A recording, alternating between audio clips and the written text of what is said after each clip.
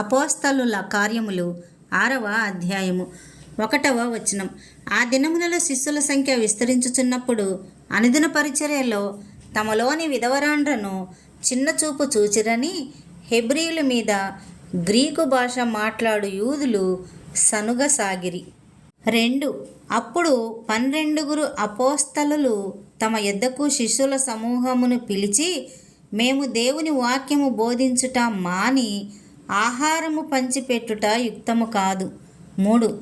కాబట్టి సహోదరులారా, ఆత్మతోనూ జ్ఞానముతోనూ నిండుకొని మంచి పేరు పొందిన 7 మనుషులను మీలో ఏర్పరచుకొనుడి. మేము వారిని ఈ పనికి నియమింతుము. 4. అయితే మేము ప్రార్థన యందును వాక్య పరిచర్య యందును ఎడతెగక యుందుమని చెప్పిరి. 5.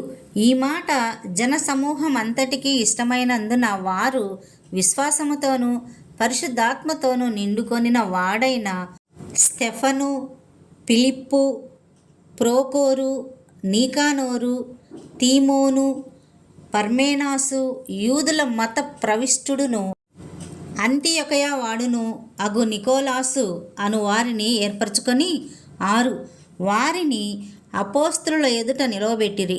వీరు ప్రార్థన చేసి వారి మీద చేతులుంచిరి. 7 దేవుని వాక్యము ప్రబలమై శిష్యుల సంఖ్య యెరూషలేములో బహుగా విస్తరించెను.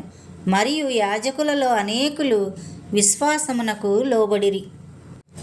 8 స్టెఫను కృపతోనూ బలముతోనూ నిండినవాడై ప్రజల మధ్య మహత్ కార్యములను గొప్ప సూచక క్రియలను చేయుచుండెను. 9 అప్పుడు లిబెర్తీనుల దనబడిన సమాజములోను, కురేనీయుల సమాజములోను, అలెగ్జాంద్రియుల సమాజములోను, కిలికియా నుండి ఆసియా నుండి వచ్చిన వారితోనూ కొందరు వచ్చి స్టెఫనుతో తర్కించిరి గాని 10 మాటలాడుట యందు అతడు అగుపరిచిన జ్ఞానమును, అతనిని ప్రేరేపించిన ఆత్మను వారెదిరింపలేకపోయిరి. 11 అప్పుడు వారు, వీడు మోషే మీదను దేవుని మీదను దూషణ వాక్యములు పలుకగా మేము వింటిమని చెప్పుటకు మనుషులను కుదుర్చుకొని 12 ప్రజలను, పెద్దలను, శాస్త్రులను రేపి అతని మీదికి వచ్చి 13 అతనిని పట్టుకొని మహాసభ యొద్దకు తీసుకొని పోయి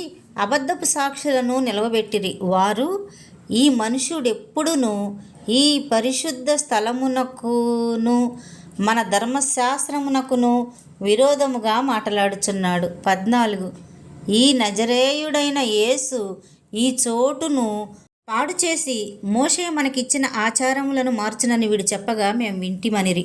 15 సభలో కూర్చున్న వారందరూ అతని వైపు తేరిచూడగా అతని ముఖము దేవదూత ముఖం వలె వారికి కనబడెను.